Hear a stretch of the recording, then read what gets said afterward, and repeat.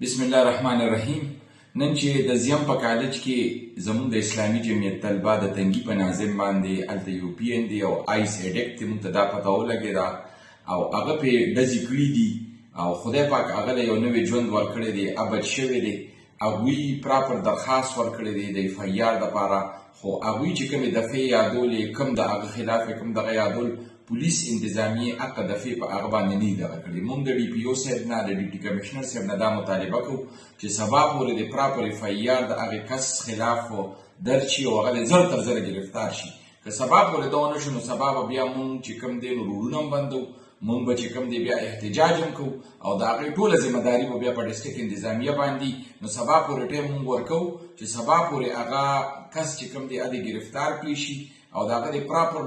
محکمان هم د هغه خلاف انکوایري وشي او په دې سټوډنټ باندې او په دې ماشوم باندې چې دا کومې ډزې کړي دي نو پراپر اف آی آر د هغه خلاف لانچ کړي شي. او که ونه شو نو جماعت اسلامي به بیا د طالب علمانو سره سبا لروزي او ځای په ځای به بیا احتجاج کوي.